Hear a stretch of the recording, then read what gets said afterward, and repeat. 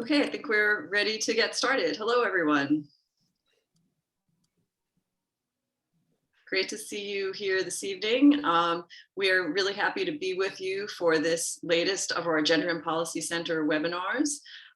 We are hosting author and professor Sunny Harris-Rome this evening.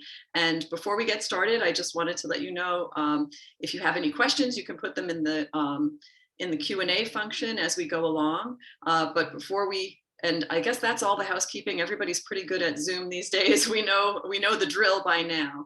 So I'll just pass you along to Dean Mark Roselle, who will give us a Schar School welcome. Great. Thank you, Bonnie. I'm very pleased to welcome you this evening to another timely panel hosted by the Schar School's Gender and Policy Center. And tonight's Promote the Vote webinar, like others hosted by the GAP Center, contends with issues of representation and disparate outcomes in the public sphere. The subject under discussion is author and George Mason University professor Sunny Harris-Rome's new book, Promote the Vote, which focuses on positioning social workers for action in a climate where access to the vote is contested in many states. At the Schar School of Policy and Government here at George Mason, we find that the lessons she shares for engaging social workers can apply across populations that are certainly relevant to our interest in politics and policy. Our panel tonight consists of voting experts from varying perspectives. Michael Fonterrei is a professor and director of the Race, Politics, and Policy Center here at the Schar School.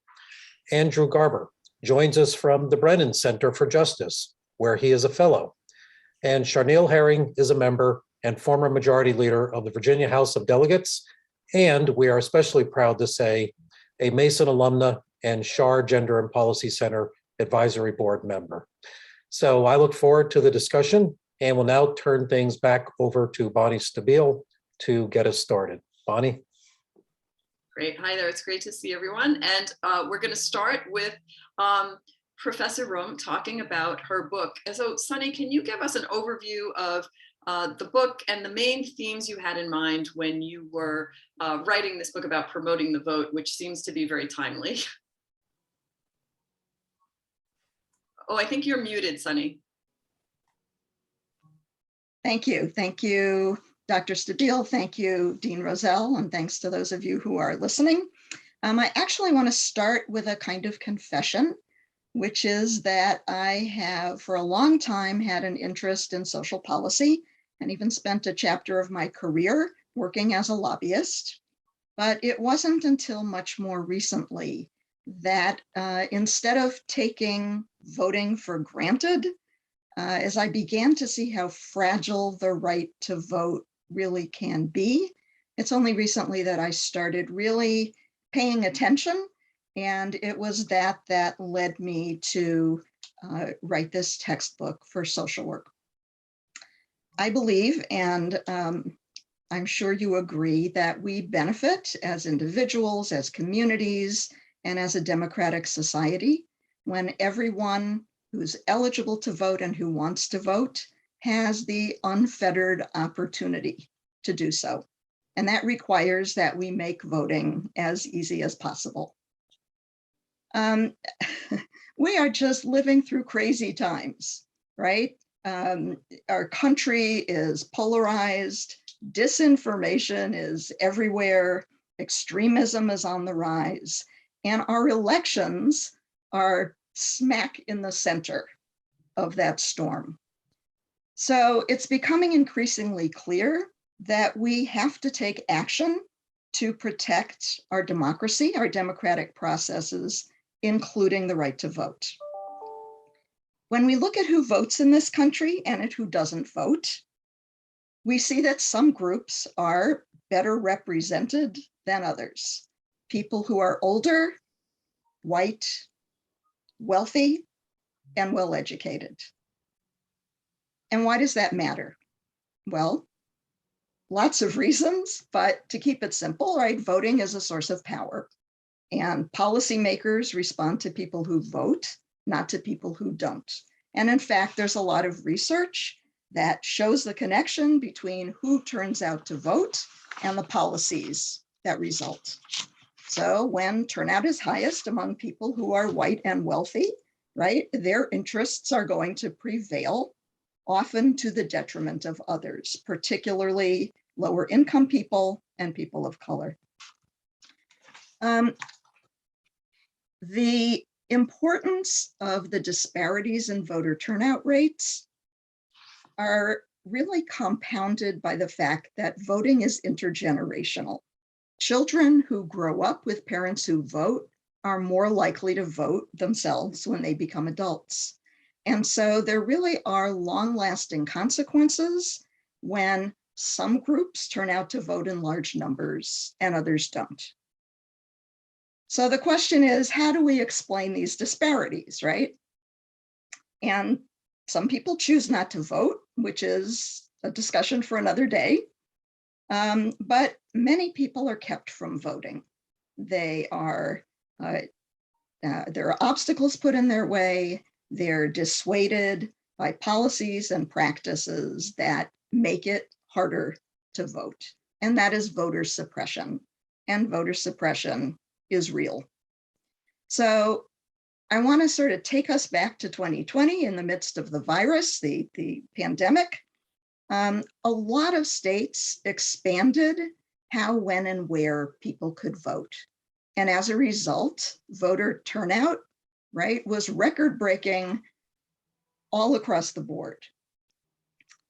Now, there are some states that are trying to make those changes permanent or are seeking other ways to make voting more available. But at the same time, in the wake of President Biden's win, which a lot of people were unhappy about, there are many states that are doing the opposite and making it more difficult to vote. And the strategies that are being employed in many states don't affect all voters equally. They disproportionately disadvantage populations that have historically been marginalized. I'm not going to talk about all the different voter suppression tactics that are out there, but I did want to say a word about 3. And I've chosen those because I think they seem pretty harmless at first blush. So the first one is shortening the deadline for voter registration, right? What's a few days? But in fact, we know from recent elections that African Americans and Latinos are nearly 4 times as likely as whites to miss the voter registration deadline. And if you're not registered to vote, right, you can't vote. A second one, in 2020, against the advice of the CDC, about 21,000 polling places were eliminated. And most of them were in areas affecting African American, Native American, and Latino voters. So what difference does that make? Well, people have to travel farther in order to vote, which means more time away from work and higher costs in transportation. And it also means longer lines. A lot of people can't afford to wait in line to vote hour after hour, so they simply give up before they cast a ballot. And in fact, we know that average wait times in line were nearly twice as long for voters of color as for whites. The last one I want to mention is strict voter ID laws. A lot of people think, geez, it's 2020, surely everyone has an ID, what's the problem? And in fact, we know that there are about 21 million Americans who don't have a government-issued photo ID, and that includes about 25% of African Americans, that's 1 in 4, about 18% of older adults, about 16% of Latinos, and about 15% of people earning less than $35,000 a year. And these examples are just the tip of a very big iceberg. So notice how these disproportionately burden members of historically marginalized groups. And that's not by happenstance, right? It's by design, and it strikes at the heart of our democracy. So if we care about social justice, which I believe we all do, if we care about economic justice, if we care about racial justice, then we need to generate the same kind of passion and commitment on behalf of political justice as well. Thanks so much, Sunny, for laying that out for us. And now I'm going to turn to our panelists who each have a unique vantage point regarding the vote in each of their own areas of expertise. And I'll start with Charnel Herring because you're the first person I see on my screen. So we'll start with you and hear about, from your perspective, how you see the problems shaking out that Sunny has identified. Right, and thank you so much, and thank you for having me as part of this panel. And Sunny is exactly right. If you think about just the history of Virginia, in the New York Times, I think it was an article, and it was called "Virginia, the Old Confederacy Heart Becomes a Bastion of Voting Rights," and that is true. And from 2020 to 2021. Voting rights expanded in Virginia significantly. And as a backdrop, I will tell you, I was there as a legislator in the General Assembly when we passed the voter ID law. And I remember it was very heavy because we knew, as Sunny talked about, how many people that would eliminate their access to the polls. Virginia already had a way to verify voter identity. But to have that voter ID law passed, it did restrict access. But we, in the past 2 years, eliminated that requirement. We had no excuse absentee voting by mail, which expanded the vote. People were able to vote in person or by mail, and same-day voter registration. If you look at the numbers, and compare, and yes, with the pandemic, that because of the easier access to the ballot, voting actually went up. Presidential election, absentee ballots were about a little over 566,000 voters voted absentee. Compare that to the presidential election of 2020, over 2 million voters in Virginia decided to use the absentee ballot. So making voting more accessible is key, and of course, in my opinion, to just democracy, because there are more voices at the table. And we don't want to go back to a time, if you look at Virginia's history, it first started was those who were not in servitude were allowed to vote. Then it was changed to only those who own property. And so what happens is that freedoms and also in things that we need, our infrastructure, our schools, those voices are not at the table in deciding policy. And one thing that was also mentioned, which I think is what's key, and I have to share this at the General Assembly, was automatic restoration of voting rights. This is something that it has to pass 2 times in the legislature before it goes to the voters. And basically the amendment is something I sponsored, and I was happy that it passed the first time because it recognizes the fundamental right to vote in Virginia, but also has an automatic restoration of rights for those who have had felony convictions but have served their time in incarceration. And once they're released, they are qualified and able to vote. What is significant about this is that is fundamental, and I want to share with everybody who did not follow this, is that this year there was absolutely no opposition to this measure, yet it failed. And when I say absolutely no opposition, we had conservative groups, we had liberal groups, we had faith leaders come and talk about the need for this and the need to put it to voters. Because I think that's just sort of like that last thing that we need to do here in Virginia. And we don't have it recognized as a fundamental right to vote. And this will allow voters to decide, and it's in the voters' hands, but I think most voters will want to support something like that. So as when it comes to social work, again, that determines everything. I think voting does, everything that we enjoy, spending, etc. And so the vote is the power, and the power belongs to the people. So my whole thing is that we always have to be vigilant, because you saw in Virginia how we came from a very restricted place to a freer, more open, more easier access to the ballot. And then we saw this past session, over 20 measures were introduced to roll it back and to now have more restrictions. And so we're just going to have to keep making sure that we're vigilant. And I will say that this is not a partisan thing, because with more voting, yes, the power in the chamber changed. But you know what? I value the fact that there are more people going to the polls. That's what's important. And we have to make sure that continues. Great. Thanks so much, Charnel. Next, we'll hear from Mike Fonterrei. Well, thank you, Bonnie. And I want to thank you for two reasons. One, for inviting me to be here, and two, for being a wonderful colleague. So thank you for organizing this, and congratulations to you and the great work that the Gender and Policy Center is doing. I am on my second stint on the faculty here at George Mason University. I was on the faculty from 2002 to 2013 before leaving for 8 years, and then returning this past August to rejoin the faculty and to be the founding director of the Race, Politics, and Policy Center. And it's a center that produces research and events that work at the intersection of many of the kinds of issues that we're talking about today.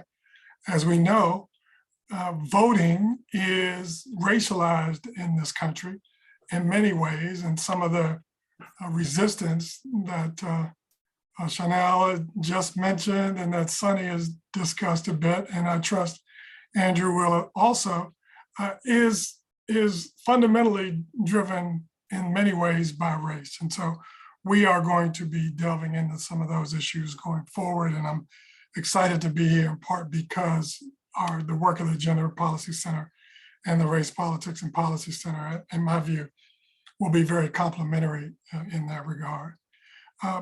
So I am on the faculty at Mason. I teach courses in voting rights policymaking and African-American politics. And these are issues that are, in my view, fundamental to democracy.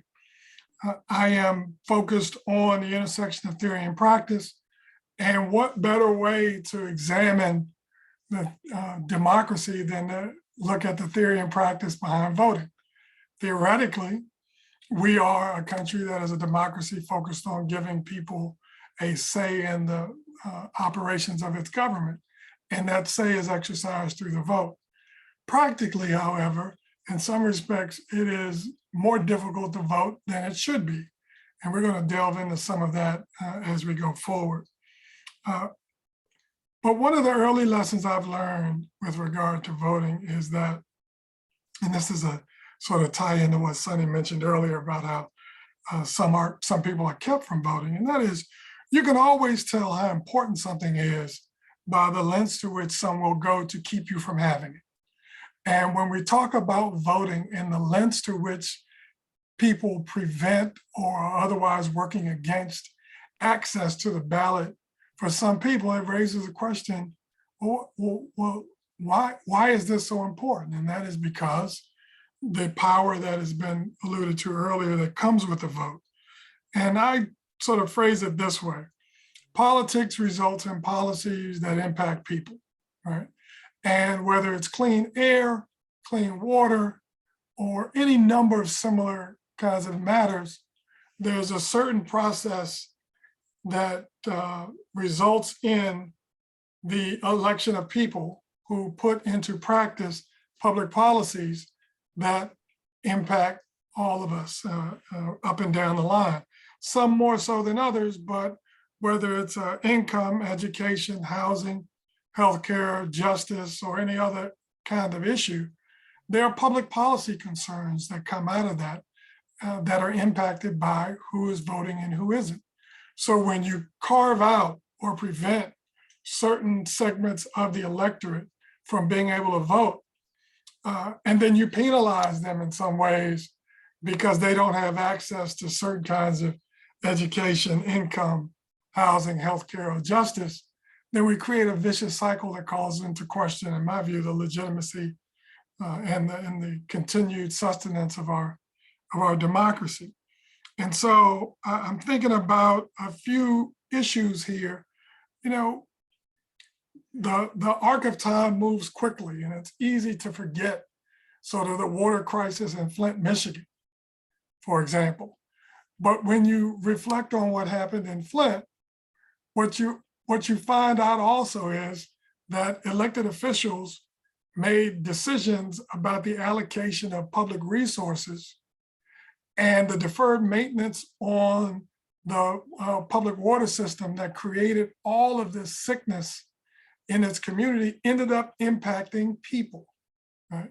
So as those of us who are watching this from a sort of theoretical practitioner perspective, and those of us who are watching this from a citizen perspective, I think we all need to be even more vigilant than we have been, and we often are, about this intersection of the ways in which politics will result in policies that impact people.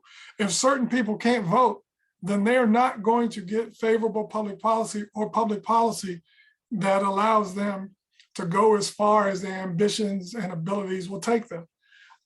You know, like a lot of people watching us right now, I have teenage children, and I'm constantly focused on the access and the utility of the education they receive. Now, we have people around the country who are focused in some respects more on things like critical race theory, which are not being taught in their schools, right? Than they are about some of the other skills that they will develop in terms of critical thinking and mathematics and writing and other kinds of things that will be useful to them in their adult lives. Again, a lot of that is a function of politics and the way in which politics is used to elect people to create policy that will impact people. I'll stop there, but I just wanted to hit that quickly because it's sort of at the core of what I'm focused on and following, and looking forward to the rest of the discussion. Great, thanks so much, Mike. And now we'll move to Andrew Garber from the Brennan Center.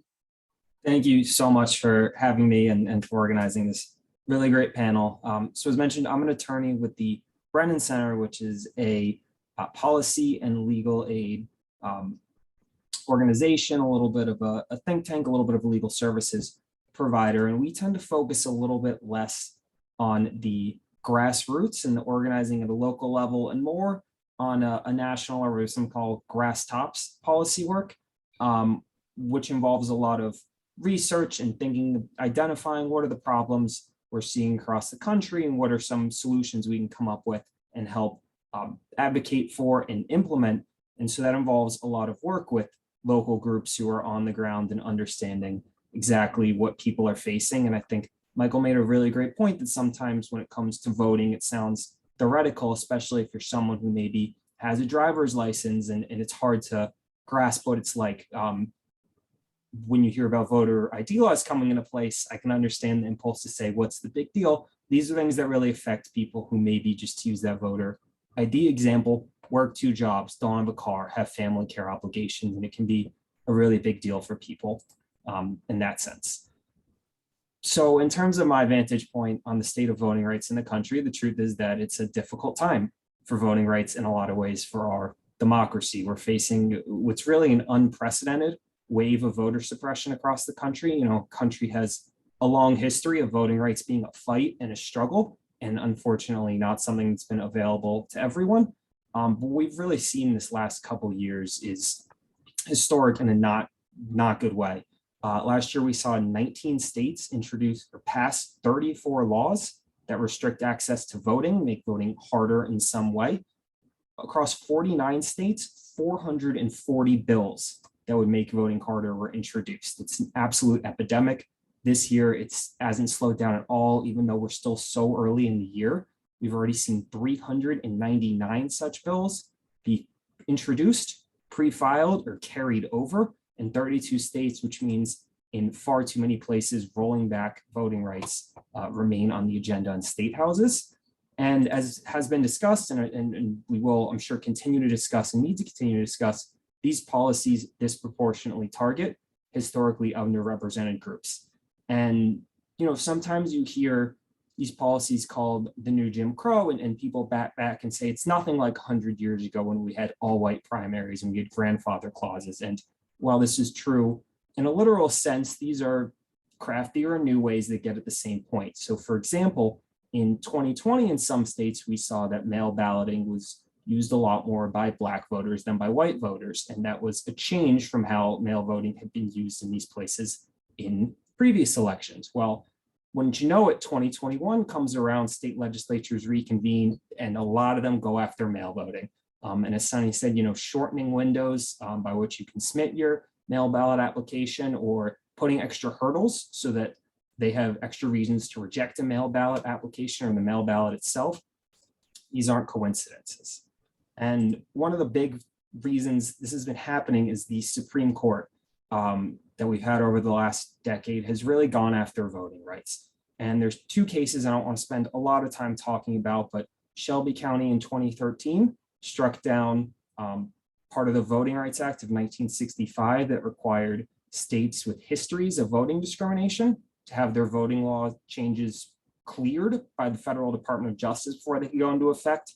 After that, we saw a bit of a wave of new voting restrictions. Texas passed an extremely strict voter ID law that a federal court found intentionally discriminated against African Americans in the state within hours of the decision. And then last year, it was made worse by a decision called Brnovich, in which the Supreme Court found basically made it much harder to win. It's called a Section 2 claim, again, under the Voting Rights Act, where individuals could sue a state or a county and say that their right to vote had been denied or abridged in some way. And that's a big problem. One other thing I want to hit on, and then I will turn it back over, is in addition to bills and laws that are restricting access to voting, we're seeing more and more election sabotage efforts. So those are where officials try to change the legitimate outcome of the election as shown by the will of the voters by claiming there was widespread fraud. There's never any evidence for that. There is no widespread voter fraud, and force the law, the outcome to be changed. We know, of course, in the 2020 presidential election, there were significant efforts to make this happen. And although it didn't, some states are implementing policies to make this easier. I'll just give one example. In Georgia, they passed a very large voter suppression bill last year. And one of the lesser talked about provisions in there allows the state legislature to replace local county election boards. And there are some guardrails on it, but at the end of the day, it is up to the partisan legislature to decide if they want to remove those nonpartisan officials, usually nonpartisan officials who are trying to do their job and count the votes. That's the kind of thing that is scary and could undermine the will of the voters, and something we need to continue to keep an eye on. Okay, thanks so much, Andrew. So all of you have done a really good job of the first part of any good policy analysis, which is problem definition. And that really lets us know sort of the size, the shape, the extent of the problem, the number of people affected, and some of the mechanisms, the causal factors that go into creating the problem as we see it. So the part where I'd like us to move to as quickly as possible so that we don't wallow in despair is, what can we do to mitigate the problem that's before us? So, and whether that's in our role as individual citizens or in our role having something to do with the policy process or the political process. So I'll turn back to Sunny to ground us in some of the thoughts she has in her work. Oh, Sunny, you need to unmute. It wouldn't be a good Zoom webinar if we didn't have to say that. Exactly, exactly, true to form. So I think there are really two ways, right, to open up access to the vote. And Bonnie, as you alluded to, one is to change policies, and the other is to really pull out all the stops to maximize voter participation despite whatever obstacles have been put in the way. And I'm going to actually leave the policy advice to my colleagues on the panel, and in the interest of time, move to voter mobilization and some things that any of us really can do. So the first thing is it's really critical to educate people about when, where, and how to vote. There was an amazing amount of confusion in 2020, even among regular voters, and I expect we'll see the same thing again in 2022. So you can start with your own network, right? Your family, your friends, your social media contacts, and make yourself available to answer questions and to provide people with information. Better yet, you can go on to vote.org and find all the information about elections that you need in terms of places, timelines, etc., and put together a one-pager that you can post wherever you go to spread the word. And if you can post some in lower turnout neighborhoods, that's especially helpful. In laundromats and convenience stores, right? In churches, at bus stops, wherever you can share information. We can all start right now to help people check their voter registration status. It has to be kept up to date. It's easy to do online. If people change their names or people relocate, right, move within the state, all of that has to be updated in time for the election, and it's never too early to do that. We also have to help register people to vote, and there are lots of ways that we can do that. I had a student in 2020 who had amazing success just registering people on his phone wherever he went in the course of his normal routine. So he'd be on a hiking trail with his wife, or he'd be playing a pickup basketball game. And at the end of the game, he'd say to the other guys, you know, hey, you registered to vote, you want to register? And he would pull out his phone and help them register right then and there. You can talk to your employer about hosting a voter registration drive, or you can volunteer with a drive that's sponsored by the League of Women Voters, or groups like Rock the Vote, or Voto Latino, or Native Vote, or When We All Vote, right? Groups that target different constituencies. When election time comes, you can help make it easier for other people to vote by organizing rides to the polls during early voting and also on election day. You can get together with some friends and provide babysitting to free up parents to go vote. All of those things are helpful. If you prefer partisan work, right, you can volunteer with a candidate's campaign. They are always dying for volunteers, and it doesn't have to be a big time commitment. You can make phone calls, you can send texts, you can write out postcards, you can canvass door to door, which actually is a lot of fun and a good way to meet people. And if you don't already have plans to do so, I highly recommend spending election day or sometime during early voting, working at the polls as an election officer or a poll watcher or an election protection volunteer. All of those things help enormously.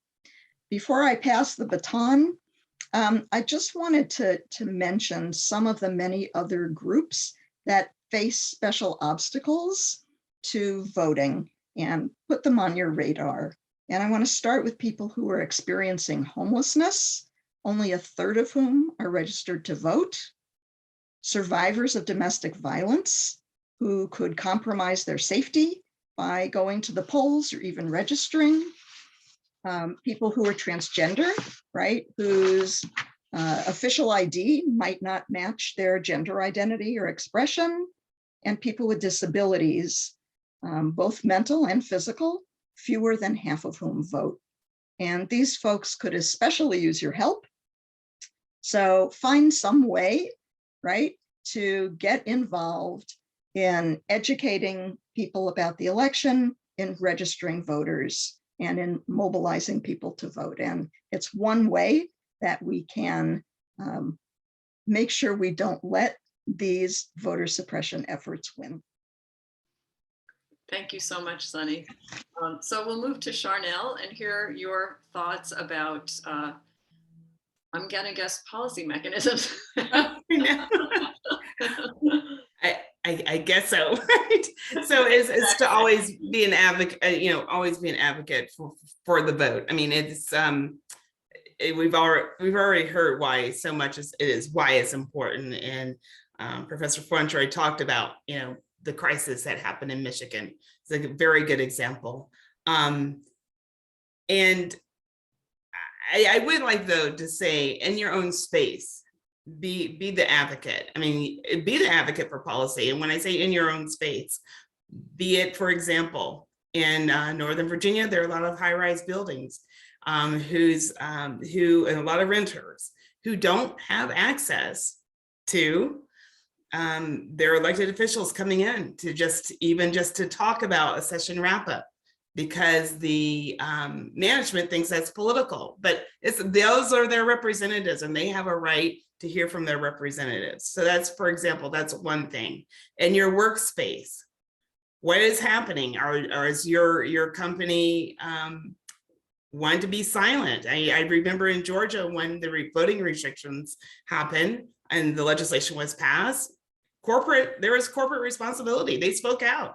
And they also said, you know what, we may actually move from Georgia because of this. So again, in your space, what is your company doing to make sure that voting is accessible, that employees are able to go vote and not be penalized? If there are not flex hours, but if there's shifts, and making sure that everyone has the opportunity to go to the poll. They're not going to do absentee, that they want to go vote in person, that's accommodated, and to speak out.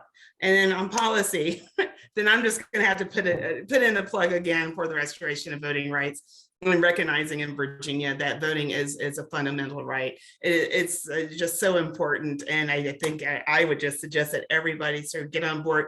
You can contact anybody, actually, quite honestly, about this, for League of Women Voters, so many organizations and groups out there, because I think that piece of legislation, and I mean, once it gets to the voters to vote, it's going to make a difference in Virginia. But we're in Virginia, so I think it's, again, constantly being an advocate. But Sunny did such a good, thorough job about advocacy, but I think also just in your own space and making sure that those things are happening to protect the vote.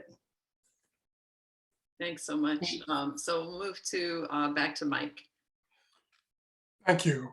Before I get into some specific ideas, I want to highlight and amplify something that was just said about restoration rights. So I want to take you back to Florida in 2000. You all may recall there was a controversial election outcome there, or the 2000 presidential election. And it turned out that one of the ways in which the election outcome was what it was because in Florida, there was significant disenfranchisement of those who had already served their sentences and had come out on the other side. So if you look at a partisan breakdown of the voting patterns of ex-felons who were able to regain their voting rights in various states around the country, in 2000, that number was roughly around 1/3 of potential voters, of those who had ex-felon status.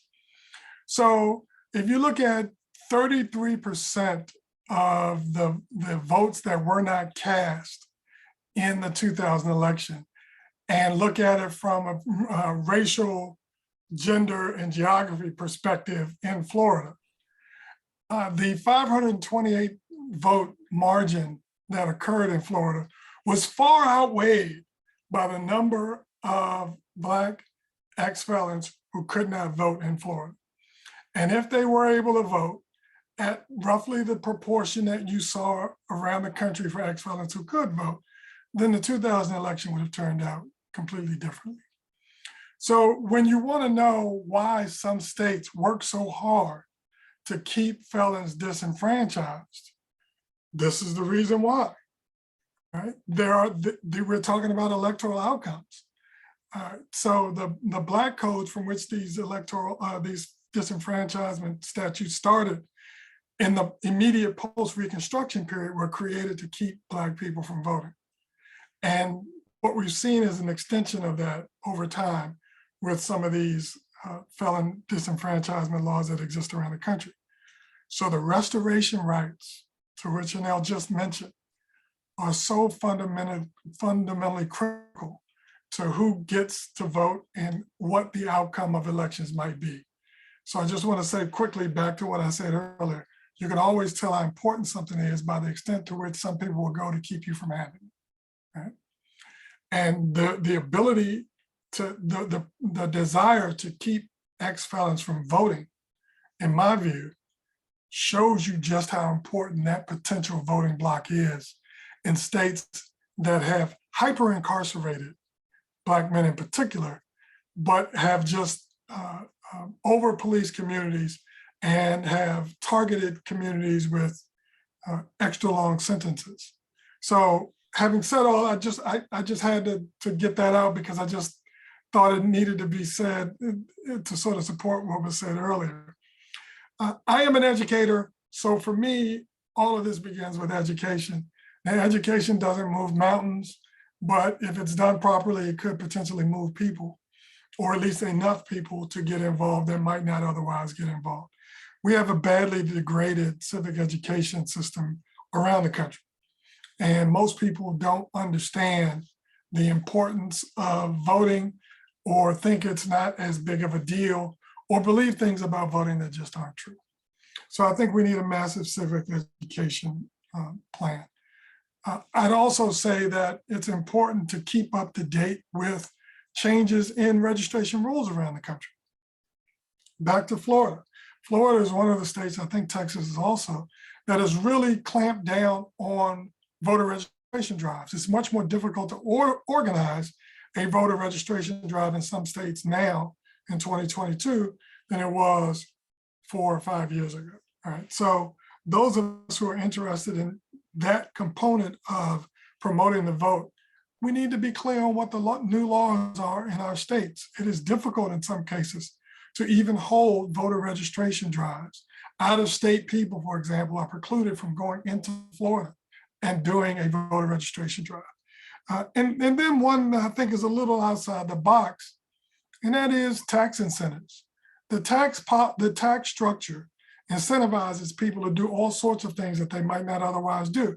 That's why at the end of December, we're all scrambling through our houses, trying to find things that we can donate to charity in hopes that we can write it off on our taxes. Well, what if there was a mechanism in place that allowed people who could demonstrate they voted in the previous election to deduct a nominal amount of money from their taxes, $25, $50, whatever the legislature would be willing to support as a mechanism to encourage voting. Litigation is expensive. Andrew can certainly tell you that. But some of promoting the right to vote is also about defending the right to vote, and that can be costly.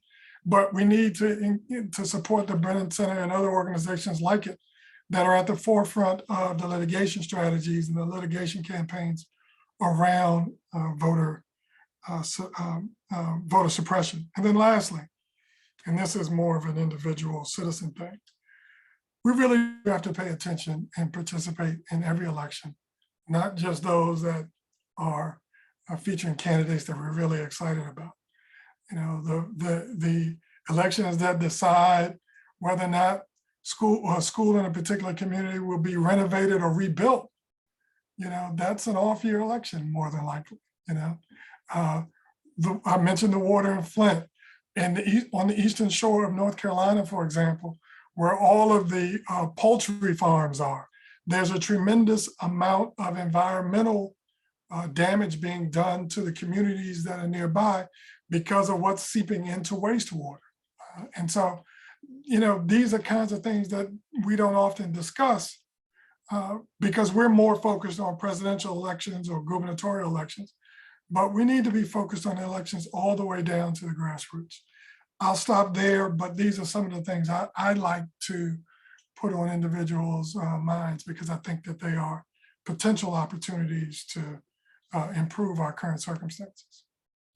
Thanks so much for those ideas, Mike. And Andrew. Yes, thank you. I want to start by echoing everything that my fellow panelists said. They're all great ideas. They're all so important. And I'm going to focus a little bit on the defending and protecting rights, as Michael brought up at the end there. And litigation was a place I wanted to start. We've seen a lot of bad laws be passed in the last year, and many of them have faced challenges in court because they violate citizens and voters' constitutional rights or federal or state statutory rights. And it's really important that those are fought for and vindicated. And I can speak to one, we actually have two lawsuits in which the Brennan Center represents clients against the Texas voter suppression bill that was passed last year. And our ability to work on those is because of plaintiffs who are willing to step up and fight for their rights. And so being part of litigation obviously isn't something many people want to do, and it's very understandable, but we're deeply appreciative that community groups and individual poll workers and individual voters are paying attention, are talking about these issues, and are taking action, as well as some people who are maybe just serving as witnesses in the case because they had trouble with the mail ballot as a result of the new law. That's something we're eternally appreciative and can make a huge difference. Winning these cases, seeing laws struck down, it doesn't always result in the outcome you want, but when it does, it can have a massive impact, and that people are willing to fight for that remains so important. Second thing I want to talk about is advocating for new positive policies. A lot of the focus, at least for me tonight, has been on some of the negative, but there are states that are taking important steps in trying to implement the measures we want to see, like extended early voting hours, same-day voter registration. I'm in New York. Last year, we had a ballot initiative to implement no excuse mail voting, as well as shortening the registration deadline, and those unfortunately didn't pass. And a lot of that, I believe, had to do with people being underinformed. Ballot initiative questions can be confusing, and it's amending the state constitution that can be intimidating to voters, but by being informed, understanding what the issues are, and seeing, for a ballot initiative in states that have them, the opportunity to participate is so important. The last thing I'll hit on is Sunny, one of her comments was serve as a poll worker, an election official. I cannot echo that enough. They are so important. They make elections run, and some of it is setting up tables and checking people in, but there's a lot more to it. They're the people that respond and figure out how to make elections work in the face of crises like a global pandemic or a natural disaster. It seems every 2 or 4 years, unfortunately, there's an election coming up in some part of the country and they're experiencing a tornado or a hurricane or something. It's the election officials who make things work nonetheless. The Brennan Center has done polling recently that shows that 1 out of every 6 election officials has experienced a threat as a result of their job, and 30% know someone who quit their job as an election official because they were threatened or intimidated. Most people, the vast majority who serve as election officials, are volunteers, or they're paid minimum wage, or it's a second job, and they do it because they care and they want to serve their community and they want to make democracy run, and we need to be protecting them. We should be celebrating them for the amazing work they did in 2020. Unfortunately, in far too many instances, they've become political targets. So I know that's in some respects not the most rousing speech to get you to volunteer to serve as an election official, but it is extraordinarily important, and there are steps we can take to protect them. It starts with challenging misinformation and disinformation, getting the truth out there to make sure that the people doing this work aren't becoming targets, and it's understood how important the work they do is and how well they do it. It comes with additional funding, whether it's for safety training for these officials or for law enforcement, to be able to take action against threats that are lobbied against them. And it comes with challenging the laws that target them. That's a longer conversation, but continuing to do so through policy advocacy, and as my fellow panelists discussed, it starts with voting and making sure that your voice is heard on these issues. Thanks so much, Andrew. So if anybody has a question, so far it looks like we have a quiet audience, but please feel free to put a question in the chat or in the Q&A, I should say. If I don't see one, I do have a question or two of my own that I could start with, I guess. But I guess two questions I have are, how has this wave of restrictive policy been justified, and what can we best do to combat that, right? So how is it rationalized or justified? Because it's happening so much in so many places. So how do we specifically speak back to that? And then you can kind of take either one of these as you see fit, but another is, what are your prognostications about the next major election cycle? Because I've been hearing all kinds of scary things, right? About people's fears about these changes to policy that have, as Andrew, you were describing, allowed state legislatures to, disrupt local voting officials and their role. So I guess what is top of mind there for interventions that could prevent the inevitable bad outcomes that we might anticipate there? So really kind of any one of you wants to chime in on either of these points, I'd be happy to hear from you. Well, I'll start. I remember when voter ID was being pushed, and gosh, I think probably the first time I remember with such urgency was 2010.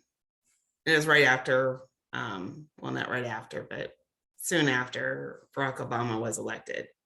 And the narrative was, well, there must have been voter fraud. You know, people who were not qualified to vote were showing up at the polls. And I will say that that sort of narrative, again, it persists, that this election, it had to have been a farce because people who are not qualified were voting and undermining our voting process without any proof, right? And so, and that has continued, and it still continues today. The good news is in Virginia, luckily, those things to repeal and pull back the voting rights that have been advanced have failed.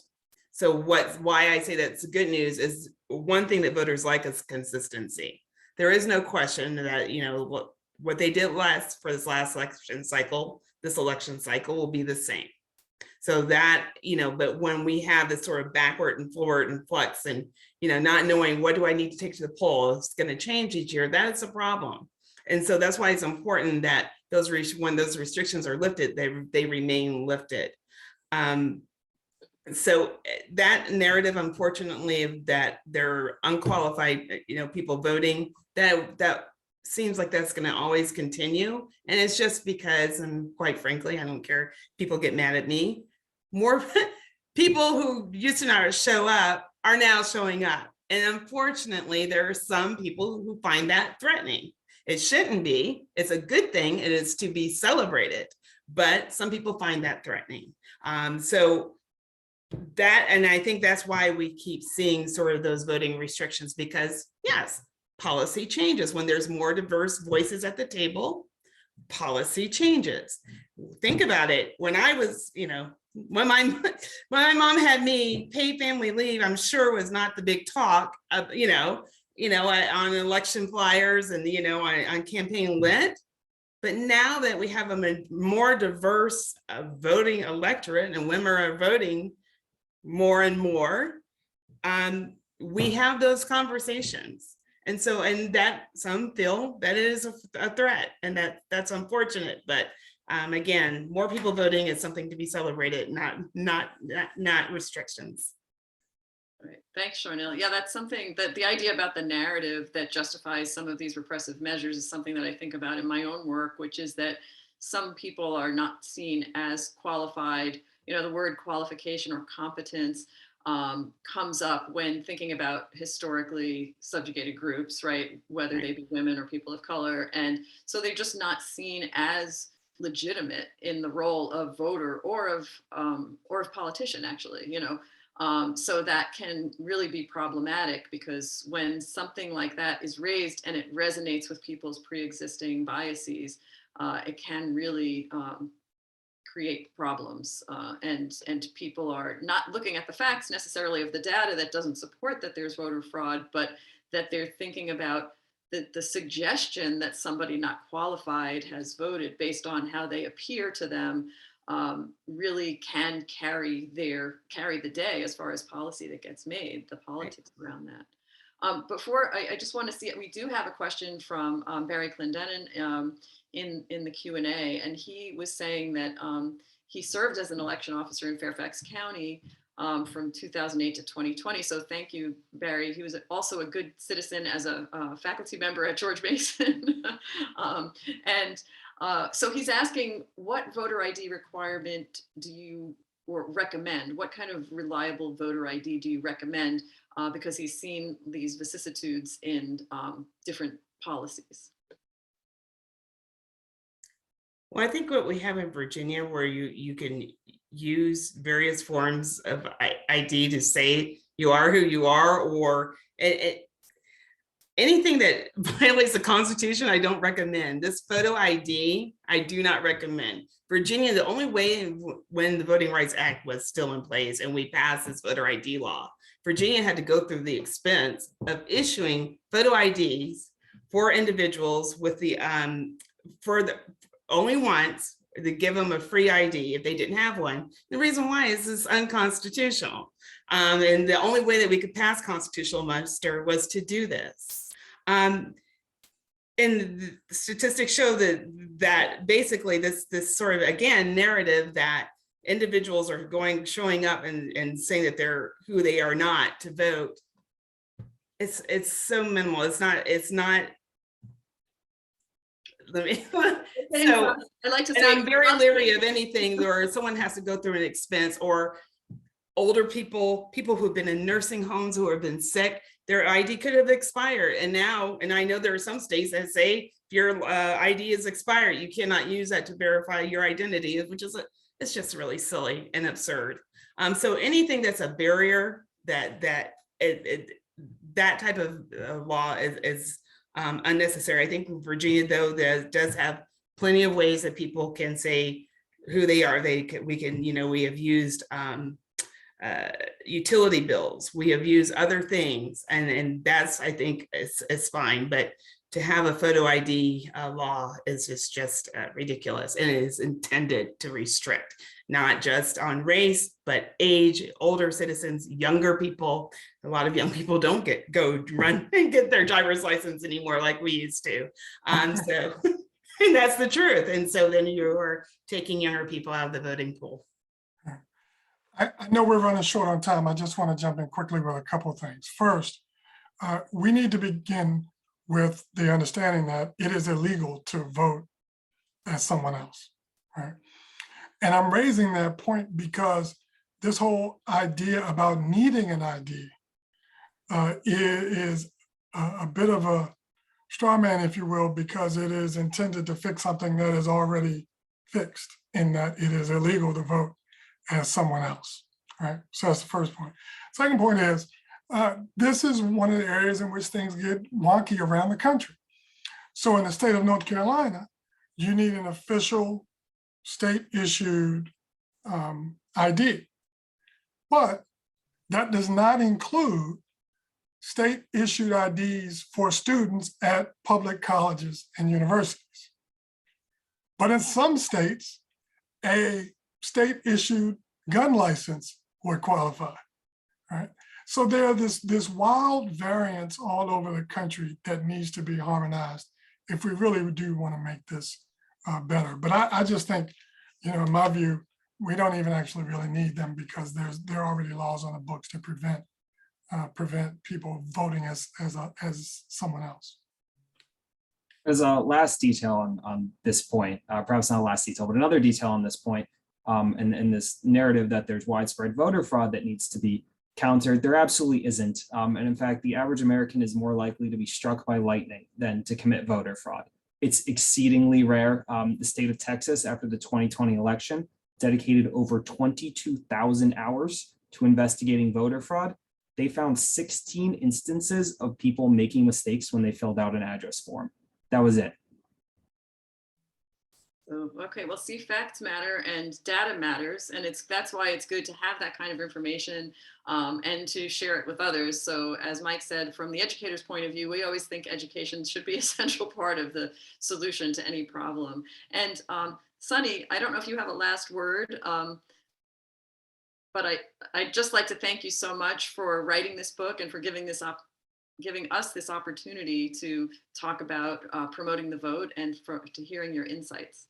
And I just wanted to add, since it hasn't been mentioned, that I think it's really critical to keep up the pressure nationally on Congress to fix the Voting Rights Act and to pass some sort of national basic requirements for access to voting.